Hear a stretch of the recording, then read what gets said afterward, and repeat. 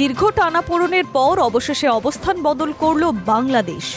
আসন্ন Indian premier league সম্প্রচারের ওপর থেকে নিষেধাজ্ঞা তুলে নেওয়ার সিদ্ধান্ত নিয়েছে সেই দেশের সরকার। এই সিদ্ধান্ত ঘিরে ক্রীড়া ও কূটনৈতিক মহলে নতুন করে আলোচনা শুরু হয়েছে। শনিবার থেকে শুরু হচ্ছে আইপিএল এর নতুন মরশুম। প্রথম ম্যাচেই মুখোমুখি হবে রয়্যাল চ্যালেঞ্জার্স বেঙ্গালুরু এবং সানরাইজ হায়দ্রাবাদ। তার আগেই বাংলাদেশের এই সিদ্ধান্ত তাৎপর্যপূর্ণ বলে মনে করছে বিশ্লেষক মহল। প্রসঙ্গত, এর আগে বাংলাদেশের অন্তর্বর্তীকালীন সরকার, যার নেতৃত্বে ছিলেন মোহাম্মদ ইউনূস, আইপিএল সম্প্রচার, বিজ্ঞাপন এবং সংশ্লিষ্ট সমস্ত প্রচারের ওপর নিষেধাজ্ঞা জারি করেছিলেন। মূলত বাংলাদেশের পেসার মোস্তাফিজুর রহমানকেও আইপিএল থেকে বাদ দেওয়ার ঘটনার পর থেকেই এই সিদ্ধান্ত নেওয়া হয়েছে। ওই সময় বিষয়টি নিয়ে দুই দেশের ক্রিকেট মহলে জোর বিতর্ক তৈরি হয়েছিল।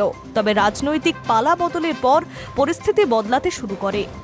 নতুন প্রশাসনের পক্ষ থেকে শুরু হয়েছে ভারতের সঙ্গে সম্পর্কের উন্নয়নের বার্তা। সেই ধারাবাহিকতা বজায় রেখে এবার আইপিএল সম্প্রচারে আর কোনো বাধা না দেওয়ার কথা জানালো বাংলাদেশের তথ্যমন্ত্রী জাহিরুদ্দিন। তার স্পষ্ট বক্তব্য, খেলাধুলা নিয়ে আমরা রাজনীতি করতে চাই না। কোনো চ্যানেল যদি আইপিএল দেখাতে চায়, সরকার ইতিবাচকভাবে তার বিবেচনা করবে। সরকারি এই অবস্থান বদলকে অনেকেই কূটনৈতিক দৃষ্টিকোণ থেকে গুরুত্বপূর্ণ বলে মনে করছেন। কারণ ফেব্রুয়ারি নির্বাচনের পর নেতৃত্বে যার সঙ্গে তারেক রহমানের নাম জড়িয়ে রয়েছে, ভারতের সঙ্গে সুসম্পর্ক বজায় রাখার ইঙ্গিতও দিয়েছিলেন। ক্রিকেট সেই সম্পর্কের একটি বড় মাধ্যম। উল্লেখযোগ্যভাবে এবার আইপিএলে বাংলাদেশের কোনো ক্রিকেটার খেলছে না। যদিও নিলামে কলকাতা নাইট রাইডার্সের মোস্তাফিজুর রহমানকে দলে নিয়েছিলেন, পরে তাকে সরিয়ে দেওয়া হয়েছে।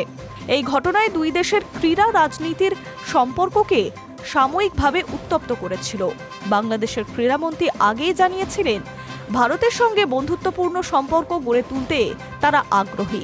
সেই ক্ষেত্রে আইপিএল সম্প্রচারের ওপর থেকে নিষেধাজ্ঞা প্রত্যাহার ইতিবাচক পদক্ষেপ।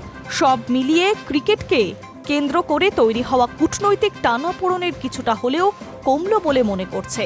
এখন দেখার, বাংলাদেশের দর্শকরা আগের মতো আইপিএলের উন্মাদনায় ফিরতে পারেন কিনা। Hi news network.